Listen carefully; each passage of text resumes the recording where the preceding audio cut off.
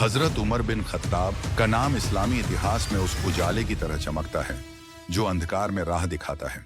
एक ऐसी शख्सियत जिसने अपनी पूरी जिंदगी इस्लाम की खिदमत में बिताई और अपनी उम्मत के लिए एक मिसाल कायम की। उनका सफर आसान नहीं था।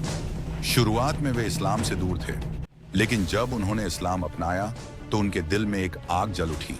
एक नया जज्बा जाग उठा जो पूरी दुनिया को बदलने वाला था।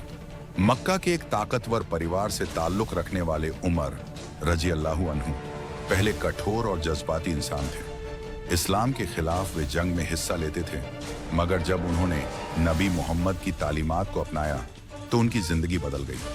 उन्होंने अपने जज्बात को शांति की रोशनी में बदला, अपने इल्म और हिम्मत से इस्लाम को मजबूती दी। उन्होंने नबी मोहम्मद के साथ हर मुश्किल में साथ दिया, हर जंग में अपनी जान की परवाह न करते हुए इस्लाम की हिफाजत की।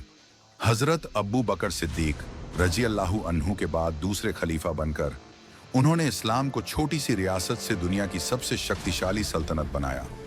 उमर रजी अल्लाहु अन्हु के दौरे खिलाफत में जो फतूहात हुए वे अद्भुत थे।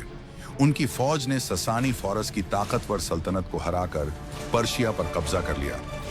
जंग कादिसिय्याह ने इस्लाम के दौर को एक नए युग में दाखिल कर दिया।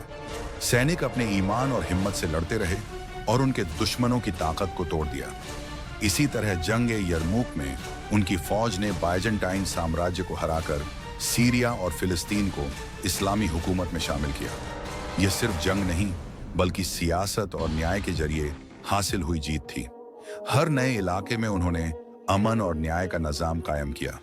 मिस्र की फतह भी आपके दौर में हुई, जिसमें आपके सैनिकों ने रूमी फौज को हराकर फुस्ताद को इस्लामी हुकूमत में मिला लिया।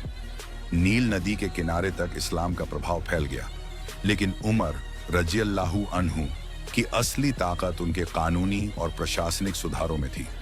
उन्होंने दीवान का निजाम बनाया, जहां से सैनिकों की तनख्वाह, गरीबों की मदद और फतूहात का हिसाब रखा जाता था।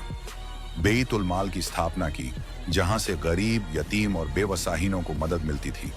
हिजरी कैलेंडर का आरंभ भी उन्होंने ही किया, जो आज तक दुनिया भर के मुसलमान इस्तेमाल करते हैं।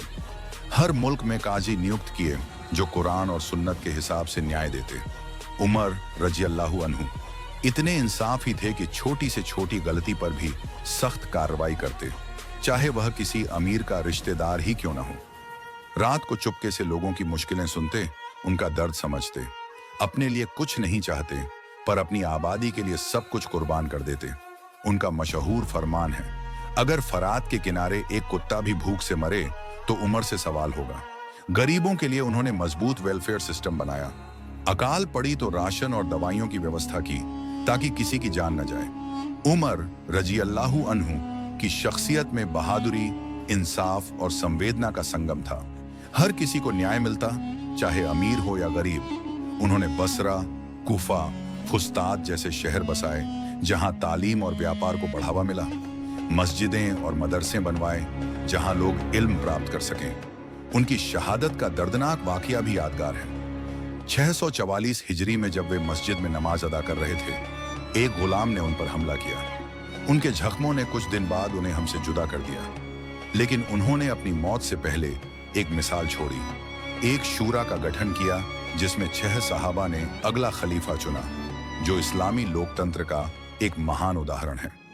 उनकी कब्र मदीना में नबी मोहम्मद और हजरत अबू बकर सिद्दीक रजी अल्लाहु अन्हु के पास है। उनकी जिंदगी हर मुसलमान के लिए प्रेरणा का स्रोत है। इंसाफ, न्याय और समर्पण का ऐसा मॉडल जो कभी नहीं भुलाया जा सकता। आज भी जब उनका जिक्र होता है, हर मुसलमान अपने दिल में फख्र महसूस करता है। उमर इब्न खत्ताब रजी अल्लाहु अन्हु जैसे खलीफा ने इस्लाम को नई शान दी। उनका दौर हमें सिखाता है कि एक अच्छा नेता वही होता है जो अपनी आबादी के लिए अपनी जिंदगी कुर्बान कर दे, हर फैसले में इंसाफ और ईमानदारी का पालन करे और खुद को अपने लोगों के बराबर समझे। अगर आपको यह वीडियो पसंद आया हो तो लाइक करें, अपने विचार कमेंट में जरूर साझा करें और चैनल को सब्सक्राइब करना न भूलें, ताकि आप ऐसी और भी प्रेरणादायक कहानियां देख सकें।